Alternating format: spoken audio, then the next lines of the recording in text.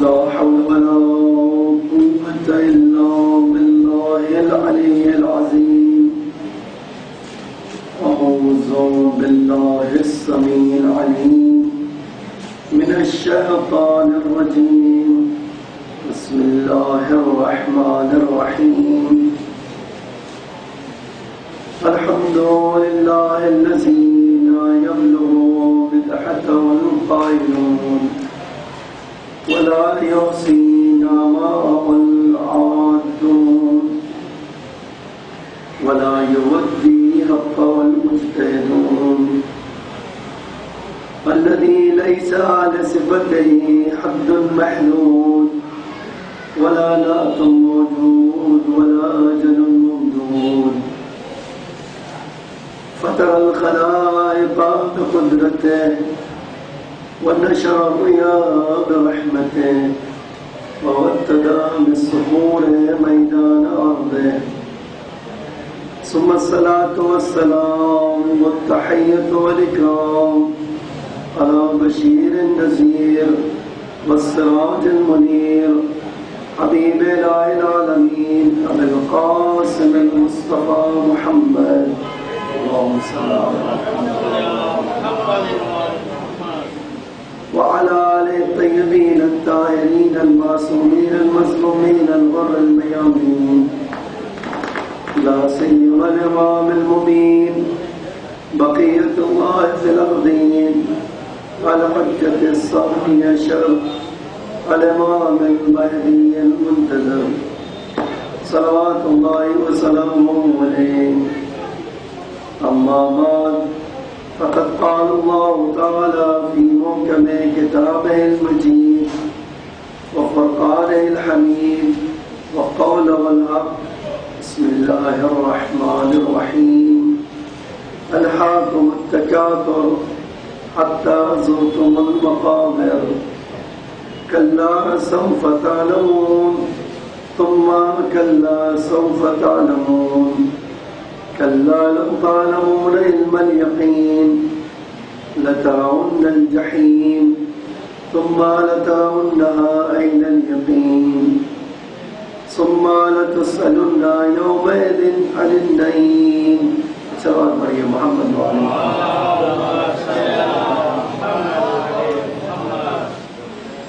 اعزائے گرامی، سورہ تکاثر کی تلاوت میں نے آپ کے سامنے کی. اللہ تعالیٰ ارشاد فرماتا ہے، اے انسانوں، کیا تمہیں کثرت مال اور اولاد نے ہم سے دور کر دیا ہے؟ یہاں تک کہ تم قبروں کی زیارت کر لو. کلا سوف تعلمون، نہیں ہونا تو ایسا نہیں چاہیے، تمہیں عنقریب پتہ چل جائے گا. ثم کلا سوف تعلمون، نہیں علیہ السلام، عنقریب تمہیں پتہ چل جائے گا. کلا لو تعلمون علم الیقین لترون الجحیم، نہیں اگر تمہیں علم یقین ہوتا تو تم جہنم کو دیکھ سکتے تھے. ثم لترونها عین الیقین، اور کاش کہ تمہارے پاس عین یقین ہوتا تو تم اپنی آنکھوں سے جہنم دیکھ سکتے تھے. ثم لتسألن یومئذ عن النعیم. اے انسانوں، ایک دن ایسا آنے والا ہے جس دن ہر انسان کو ان نعمتوں کا جواب دینا ہے جو اس نے اللہ کی طرف سے لیا ہے. عزیزان گرامی، عشرہ مجالس کی 8ویں مجلس میں میں آج آپ کے سامنے ایک اہم مسئلے کی طرف اشارہ کرنا چاہتا ہوں کہ ابھی تک میں نے آپ کے سامنے ایک غرور آپ کے سامنے پیش کر دوں کہ ابھی تک میں نے آپ کے سامنے علم یقین کیا تھا اس کے بارے میں بات کر لی. دوسرا میں نے آپ کے سامنے عین الیقین کے بارے میں گفتگو کی. اور تیسری چیز حق الیقین کے بارے میں گفتگو کی. اور 2 مجالس سے میں آپ کے سامنے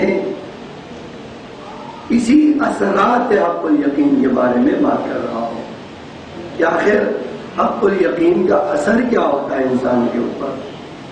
تو پہلا اثر جو میں نے آپ کے سامنے بتایا ہے وہ یہ ہے کہ انسان حق الیقین کے بعد اللہ کا بندہ بن جاتا ہے.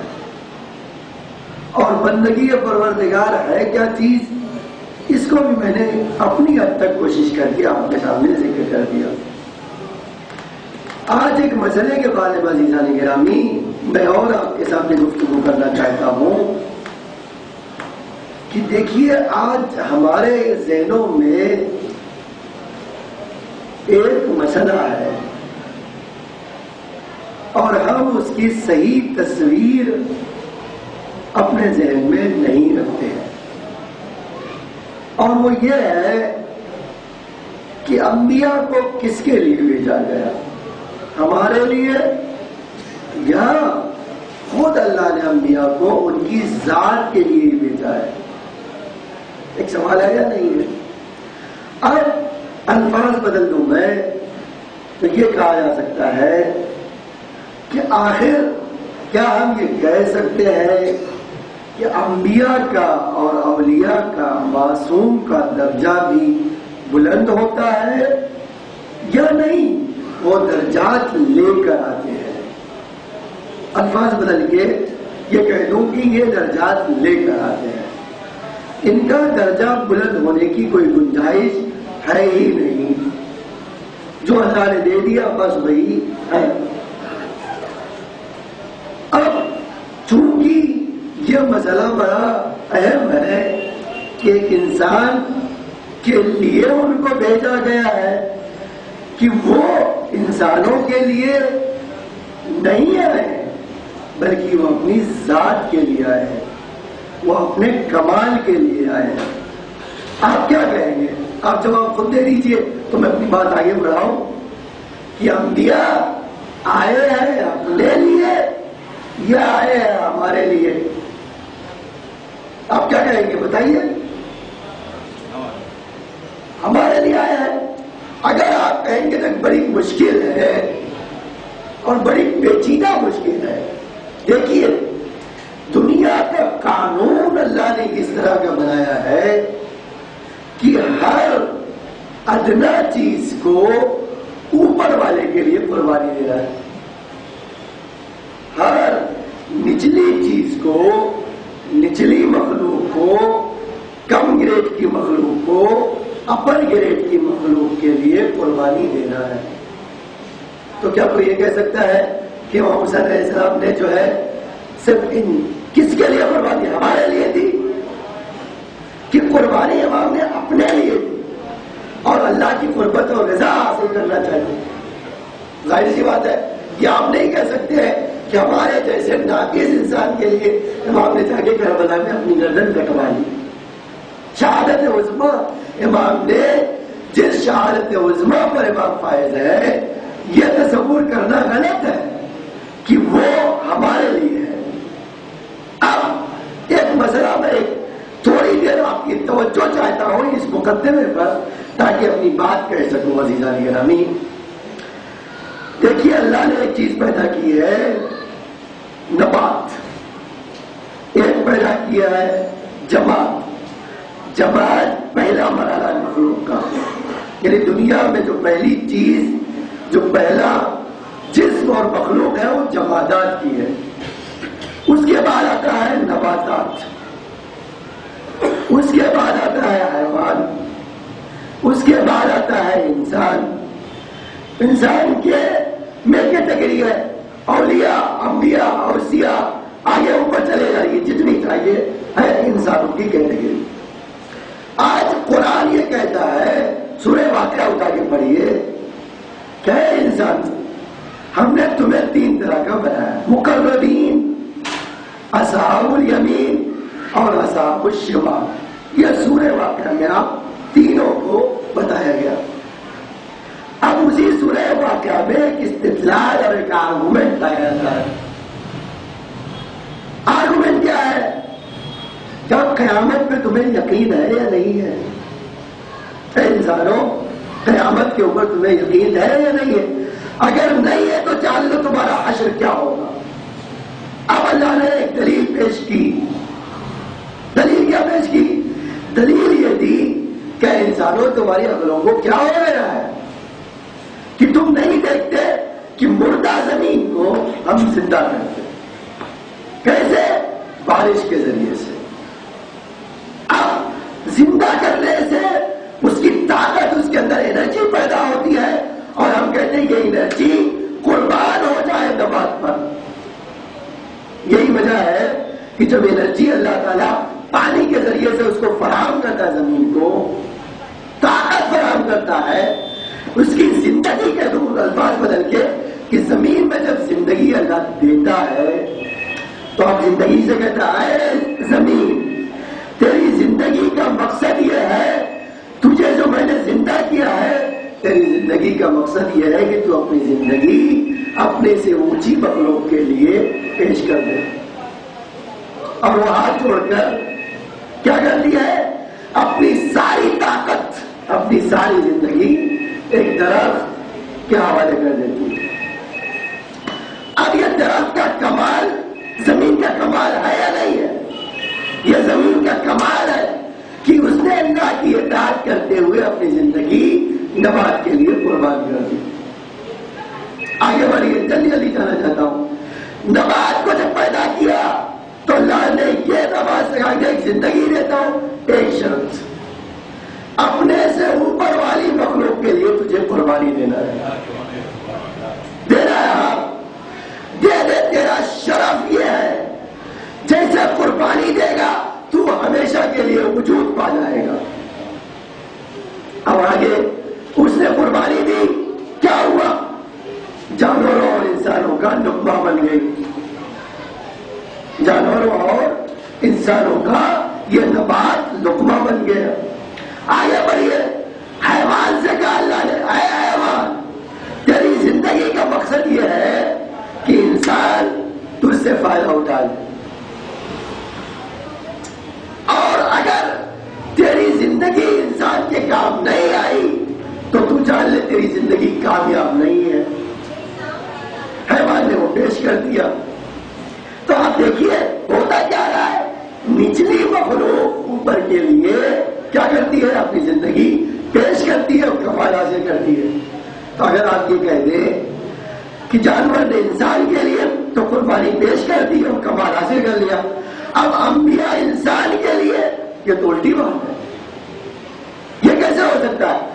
ایک اشرف مخلوقات ایک چھوٹی مخلوق کے لیے آ جائے۔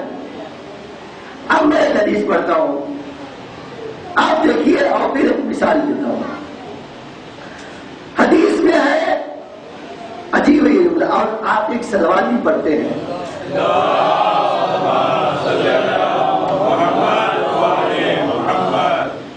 اب ایک حدیث نہیں دو حدیث پڑھوں گا کیونکہ وہ حدیث بھی آ جائے تو ایک اور حدیث پڑھوں گا۔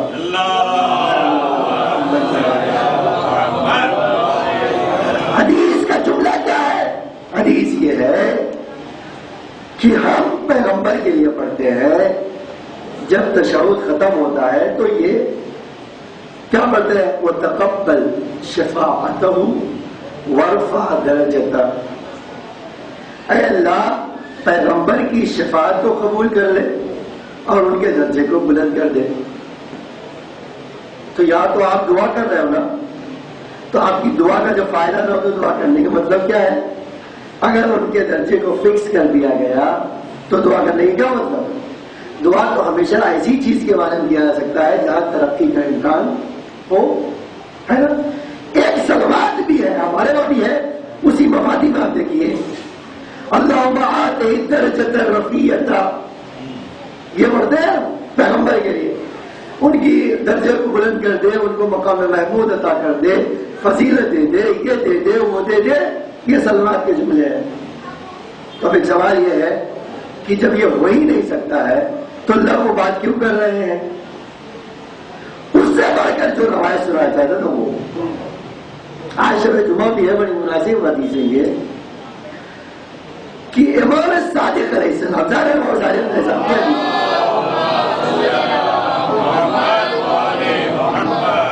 امام فرماتے ہیں ہر شب جمعہ اللہ اپنے نبی کے علم میں ایڈیشن کرتا ہے.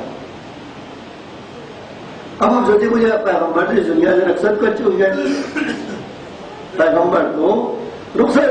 اب اس بحث میں نہیں پڑھنا چاہتا ہوں ورنہ اور مزید سے درکار ہے کہ میں اس کو آپ کے سامنے پیش کروں کہ بھائی یہ کیسے ہو سکتا ہے. لیکن حدیث کا جملہ ہے ہر شب جمعہ اللہ اپنے پیغمبر کے علم میں اضافہ کرتا ہے. اور پھر آگے بڑھ کے حدیث کہتی ہے وہ حدیث علم جو ہے منتقل ہوتا ہے رسول اللہ سے کدھر؟ علی علیہ السلام تک. علی علیہ السلام سے دوسرے امام, دوسرے سے تیسرے, تیسرے سے چوتھے اور آخر امام تک, آخر امام تک. تو اب یہ بات واضح ہو گئی نا کہ امام آج موجود ہے. پیغمبر ہماری نگاہ میں وہ حیات نہیں رکھتے جو ہم ایک حیات رکھتے, لیکن پیغمبر کی حیات ہے. پیغمبر ہے حیات, وہ حیات برزخی ہو یا کچھ اور ہو, لیکن پیغمبر کی حیات ہے. علم بھی اضافہ ہو رہا ہے. ان کے علم کے اضافے ہونے سے امام زمان کا علم اضافہ ہو. تو یہ گنجائش تو بہرحال پائی جاتی ہے کہ نبی کا بھی درجہ بلند ہوتا ہے.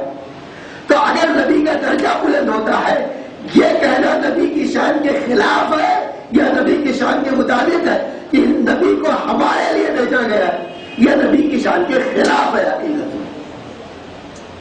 اب ایک الگ بات ہے سیدھا, لیکن ابھی اس کو آج تک ہم نے سمجھا نہیں یا اس کی طرف متوجہ نہیں ہوئے.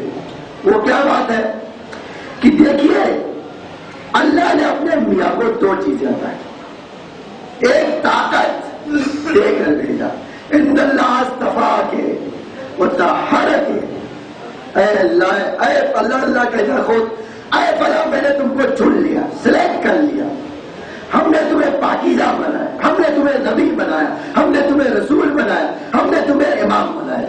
یہ ایک پاور گاڈ گفٹڈ ہے, اس میں کوئی شک نہیں ہے, یہ پاور گاڈ گفٹڈ ہے. لیکن اب اس پاور سے پیغمبر خود بھی کچھ ایڈیشن کرتے ہیں یا نہیں, اصل مسئلہ یہ ہے کیا ایڈیشن کرتے ہیں یا نہیں کرتے. بس ایک مثال لے کر اپنی بات سمجھا دو آپ کو.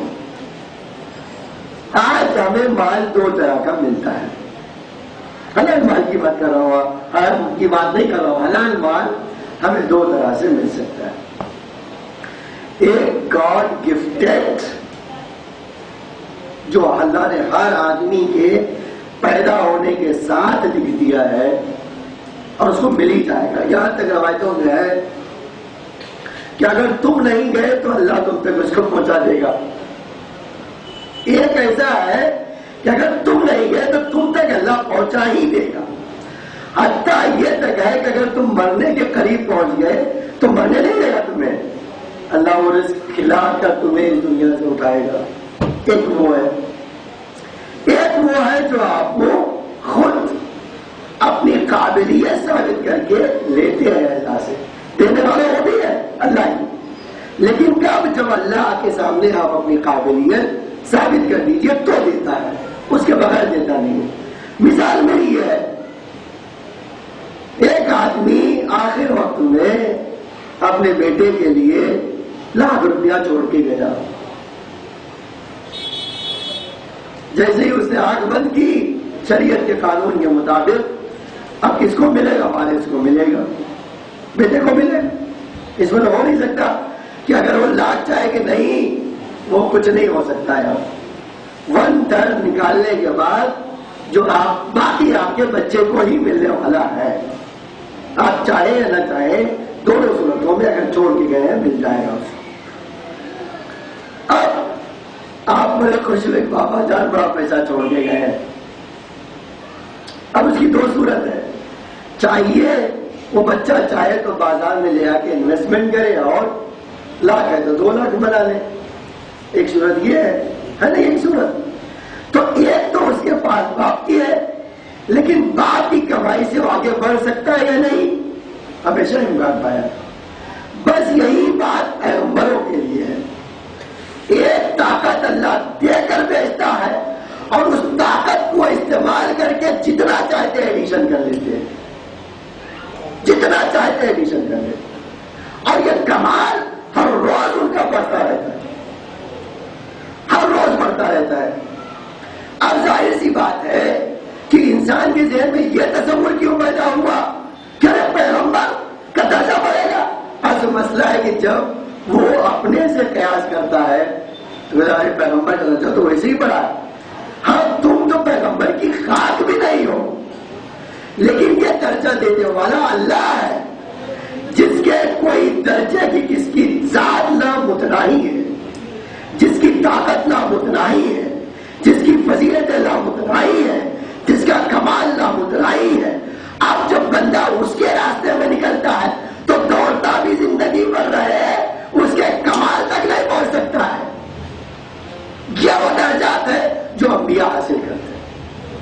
اب جو جملہ کہنا چاہتا ہوں بس عزیزہ گرامی، اس مرحلے تک آپ کو لانا چاہتا تھا کہ جناب عباس کے لیے جملہ اور کی زیارت میں ملتا ہے، السلام علیک یا عبد الصالح المطیع للہ ولرسول. کل میں نے آپ کے سامنے اللہ کا بندہ ہونا کتنی فخر کی بات ہے یہ بتا دیا.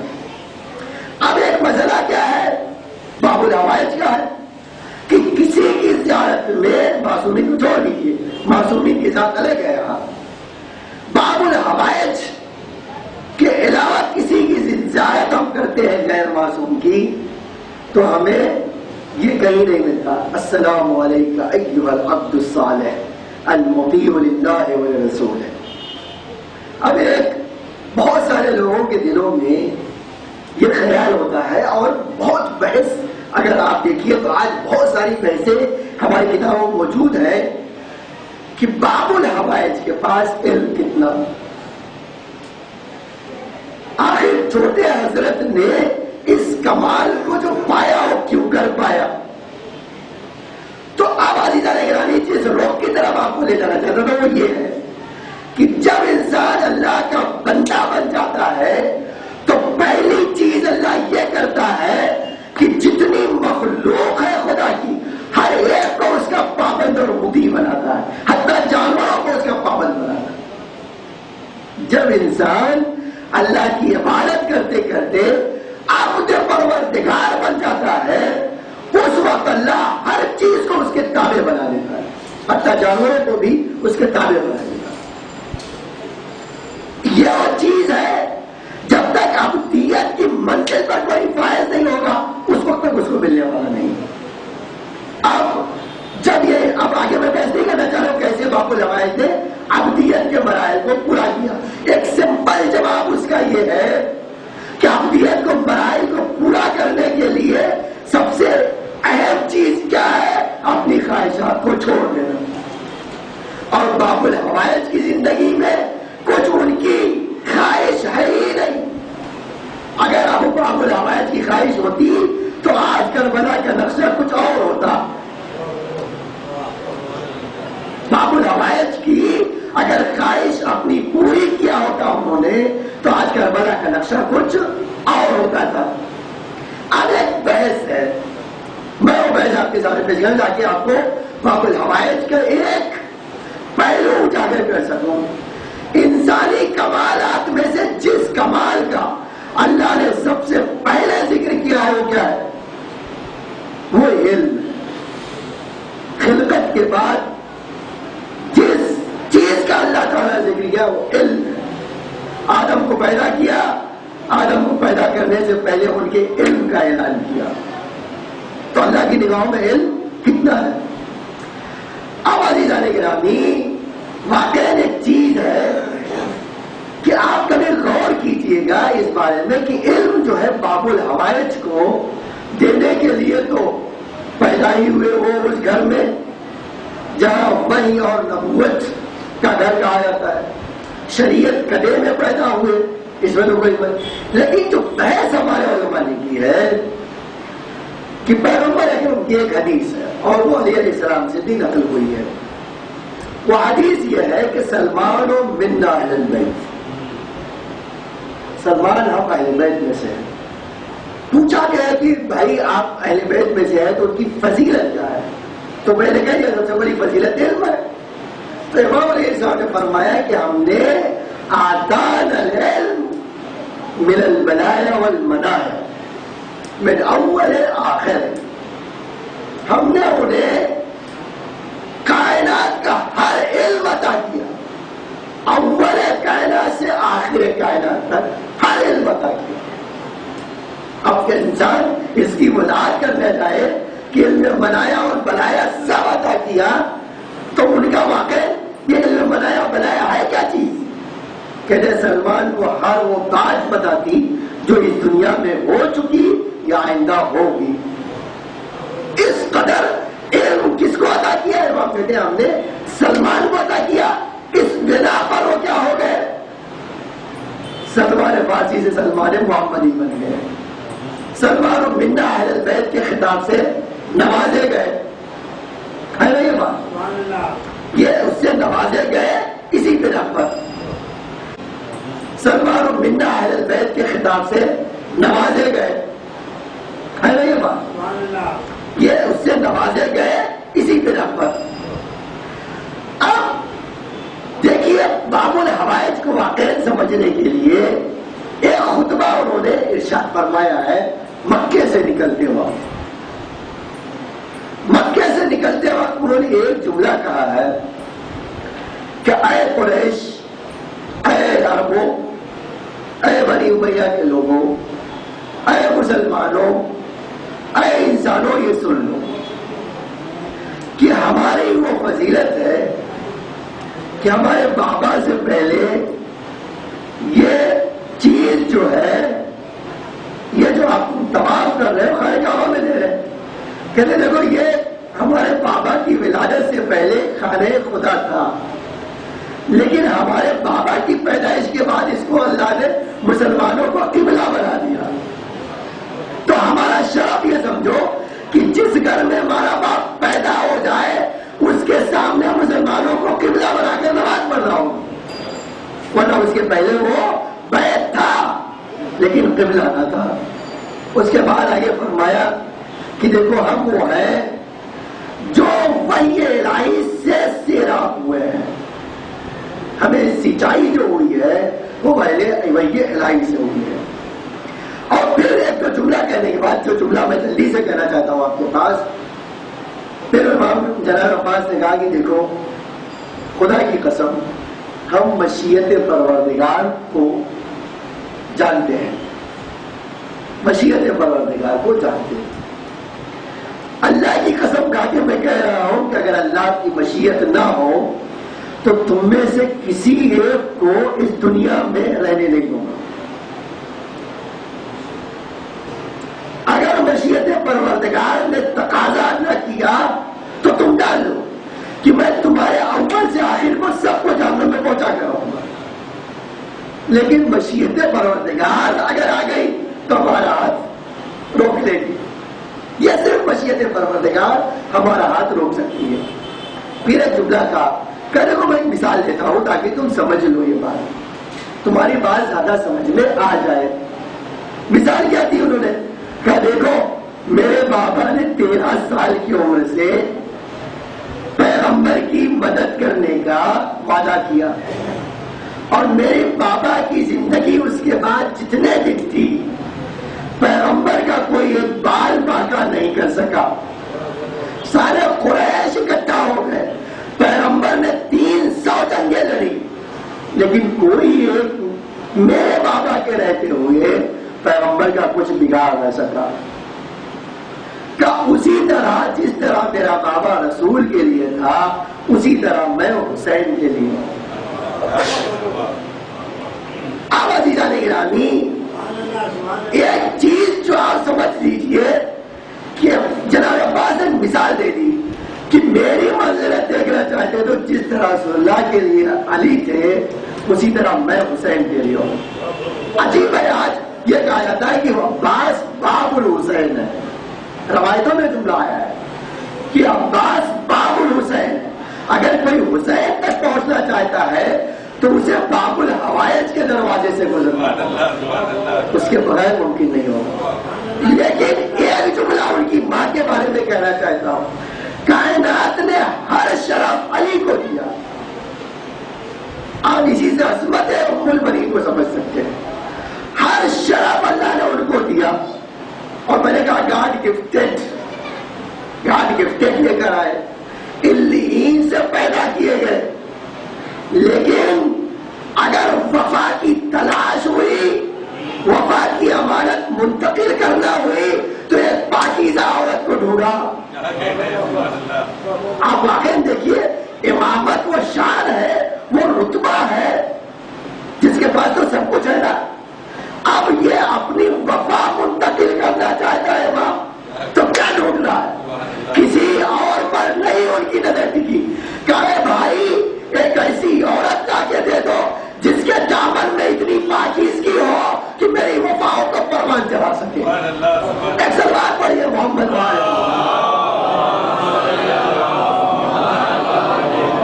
اور یہ عظمت ام البنین کے لیے کافی عزیزہ نہیں رہا. ایک روایت میں نے دیکھی کہ تاریخ نے عجیب جملہ لکھا ہے ام البنین کے بارے میں. دو خواب, ایک فاطمہ بنت فاطمہ ابن مزاحم, جانتے ہیں مزاحم جناب ام البنین کے باپ تھے, اور ان کی ماں کا نام ثمامہ تھا.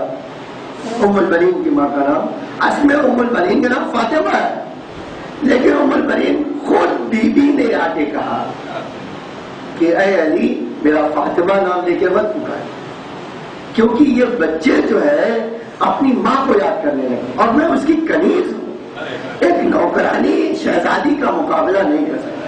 تو یہ نام سن کے بچے چونکہ بے چین ہو جاتے ہیں, علی مجھے آپ فاطمہ نہ کہیے, مجھے کچھ اور لقب دیجیے. امام نے ایک لقب دیا. آپ واقعی یہ سوچئے, اب جو جملہ سنا چاہتا ہوں, مزاحم یہ گئے جو ہے سفر پہ اپنی خاندان کے ساتھ. اب عزیزان گرامی تاریخ نے جملہ لکھا ہے کہ یہ گئے, ایک خواب دیکھا کہ ایک باغ میں یہ پہنچ گئے اور ایک سفید موتی ان کے ہاتھوں میں, ایک کنارے سے باقی ان کو ایک سفید موتی ملا اور جس کی روشنائی سے ان کی آنکھ کیرا ہو رہی ہے, چکا چوند ہو رہی ہے. تو اب لیے ہوئے بیٹھے تھے, کیوں کہتے میں نے اچانک اسی خواب میں لے کر ایک گھڑ سوار تیزی سے میری طرف آیا اور میں اس کو گھما گھما کے دیکھ رہا تھا. تو اس نے کہا اس موتی کو بیچو گے, اس موتی کو بیچو گے؟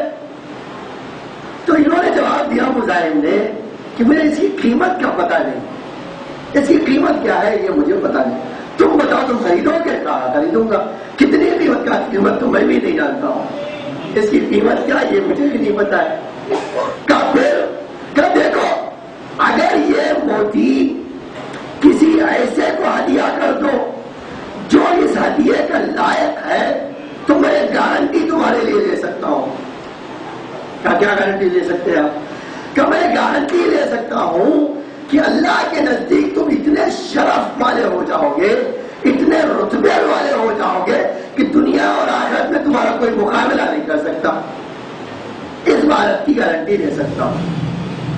کہا ٹھیک ہے, کہ واقعی گارنٹی لو گے؟ کہا گارنٹی لوں گا. کہا اچھا ٹھیک ہے لاؤ. انہوں نے اٹھا کے دے دیا, مزاحم نے لے دیا. اب دے دیا, آنکھ کھل گئی. تاریخ نے لکھا ہے کہ آنکھ کھلی تو ایک ایسا خواب دیکھا تھا تو بیان کرنا ضروری تھا. اپنے قوم کے لوگوں سے کہا کہ دیکھو میں نے ایسا خواب دیکھا ہے. تو انہوں نے کہا کہ دیکھو تمہارا ایک بیٹی پیدا ہونے والی ہے جس کا شرف یہ ہوگا کہ ایک ایسا آدمی اس سے شادی کرے گا جو سید العرب ہوگا. اتفاق دیکھیے, سفر سے پہلے انہیں خبر دی گئی کہ آپ کا ایک بیٹی پیدا ہوگی. اچھا میرے گھر بیٹی بدل رہا بیٹی دیکھا انہوں نے کہا دیکھو میں نے جو واقعہ خواب دیکھا سچا ہو گیا. کچھ دن کے بعد ادھر امام تلاش کر رہے ہیں. میں واقعی کبھی سوچتا ہوں کہ امام نے کیوں جناب عقیل سے کہا؟ وہ تو اول اور آخر سب کو جانتے ہیں. خود امام سب چیز کو جانتا ہے تو پھر اس نے یہ کام کیوں کیا؟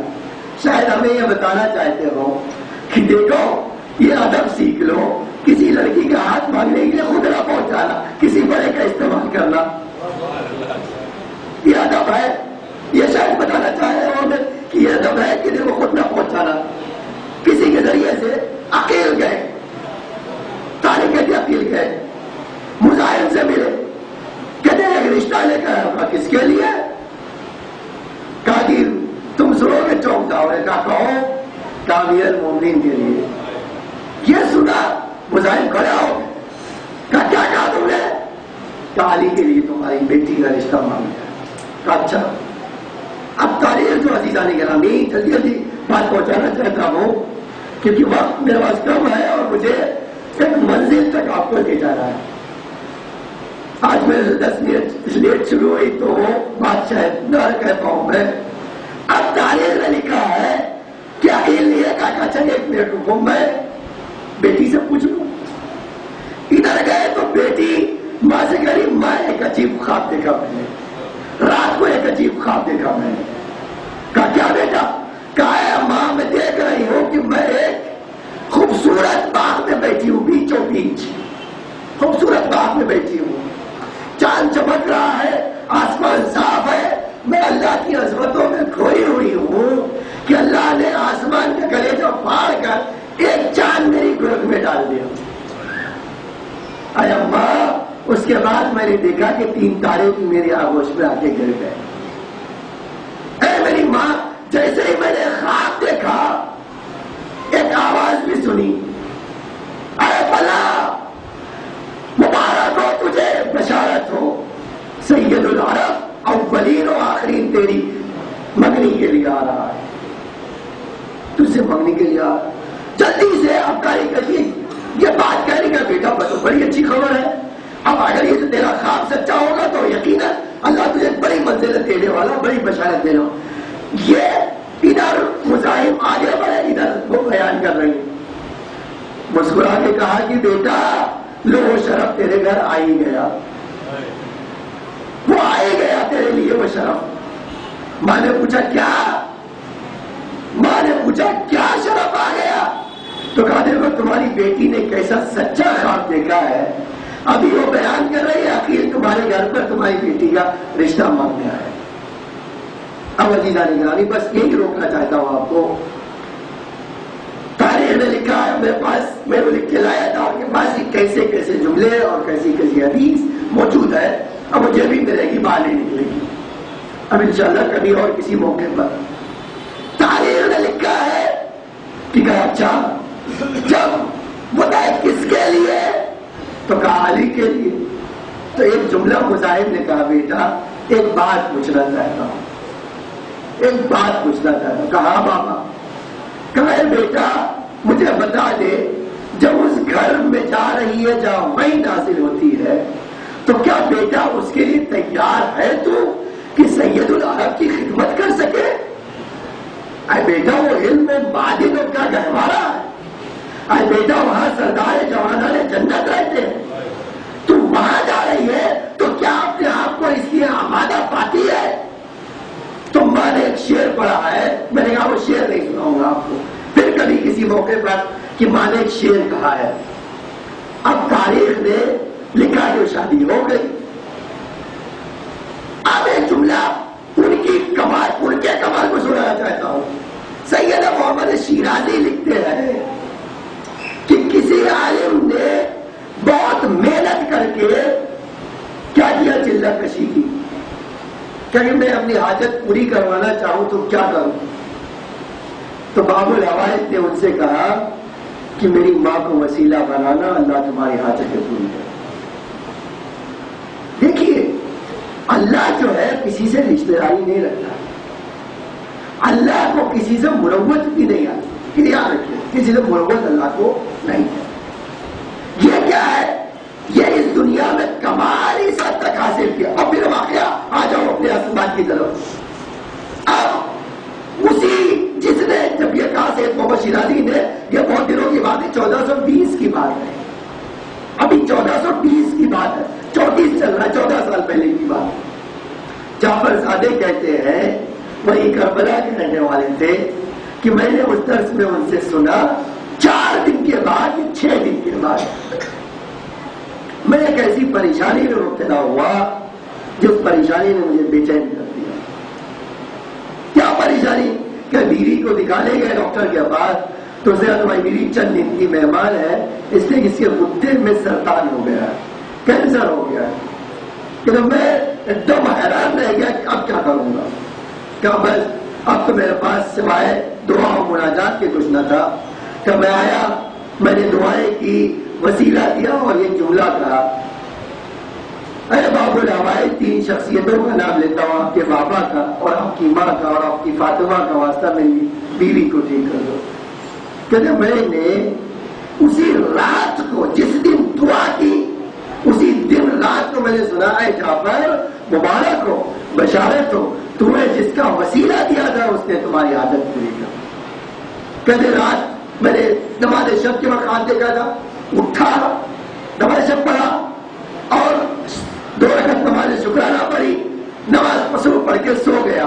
کہ جیسے ہی سو گیا میں نے لگا میرے گھر میں بی بی ام المنین اور مولا علی آ رہے ہیں. اب میں جب گھر میں آیا تو میں مولا کے استقبال کے لیے گیا. ام المنین میری بیوی کے پاس گئی، اس کتے کی جگہ پہ ہاتھ رکھا اور ہاتھ رکھنے کے بعد کہا جا ہم نے تجھے شفا دے دی. عزیزان گرامی، جس کی ماں کا اتنا شرف ہو اللہ کی نگاہوں میں، اس کے بیٹے کو اللہ نے کیا رتبہ دیا ہوگا اسی سے آپ سوچ سکتے ہیں. اور شاید یہی وجہ ہے عزیزان گرامی کہ ان کا لقب باب الحوائج پڑا. کیوں؟ اس لیے کہ دنیا میں ان کی کوئی خواہش پوری نہیں، ہر وہ تمنا عباس کے دل میں گھٹ کے رہ گئی. آپ کبھی سوچئے گا، آپ واقعی کبھی سوچئے گا، جس عباس کو ہاتھوں میں لے کر جناب زینب نے جب ہاتھوں میں لیا تو ایک مرتبہ جناب امیر المومنین نے دیکھا کہ شہزادی 20 سال کی تقریباً بڑی تھی، 20 سال کی بڑی ہے، اور ایک تم دیکھتی ہے اپنے بھائی کو سینے سے لگاتی ہے، منہ کو چومتی ہے.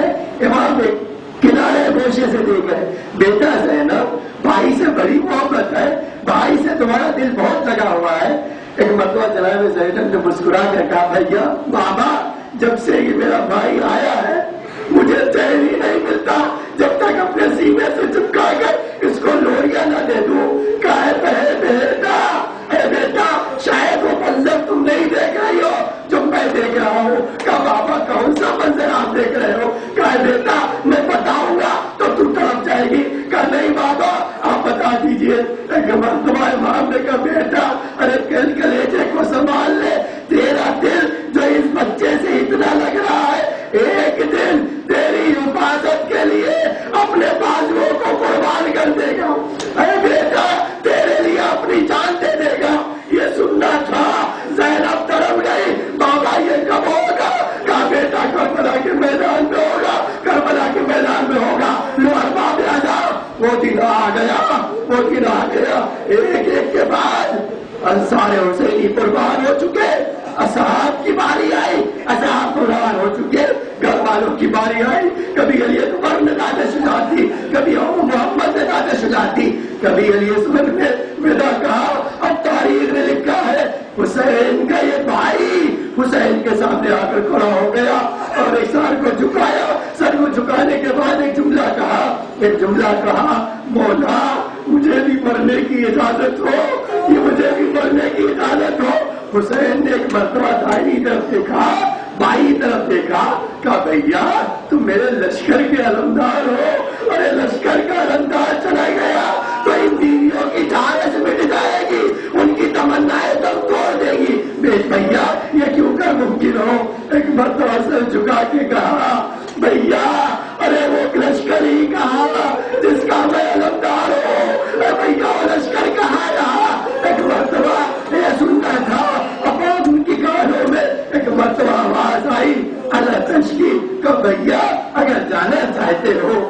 جانا چاہتے ہو تو جاؤ، ان بچوں کے لیے پانی کا انتظام کر دو۔ یہ سننا تھا کہ بعض روایتیں کہتی ہیں کہ امام در خیمے پر آئے، در خیمے میں آئے اور کہا سکینہ لاؤ مجھے مشکیزہ دے دو، لیکن جب مشکیزہ نکل کے کر آئے تو ایک مرتبہ امام نے کہا بھیا بیویوں سے رخصت بھی ہو لو۔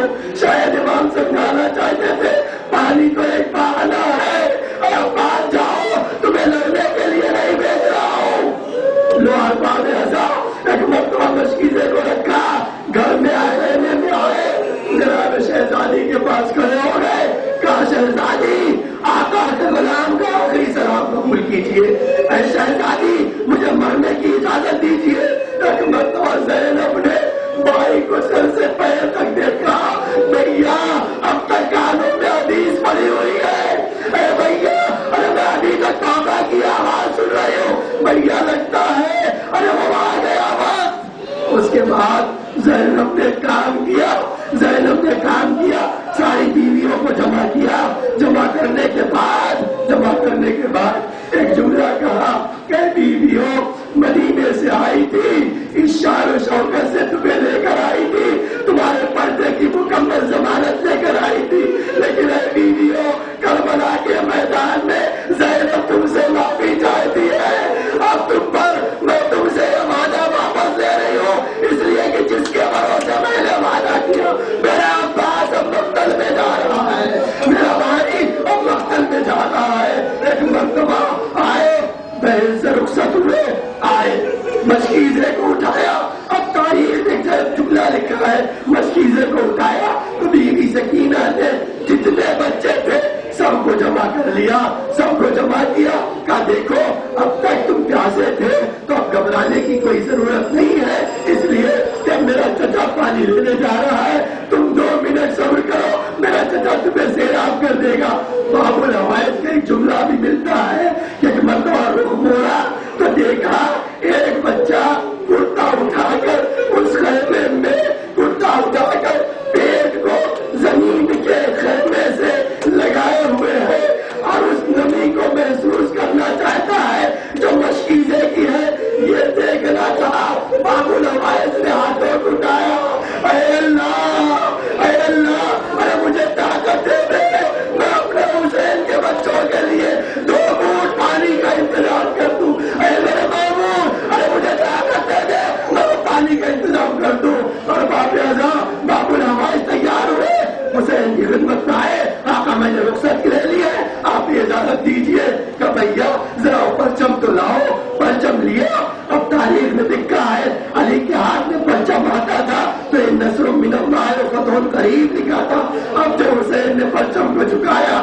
ہاتھوں سے لکھا انا للہ و انا الیہ راجعون، اے بھائی جا رہے ہو، اب شاید بھائی سے ملاقات نہ ہوگی۔ حسین نے کہا ایک نیزہ دیا، کہا جاؤ بھائی اللہ کو سدھارو۔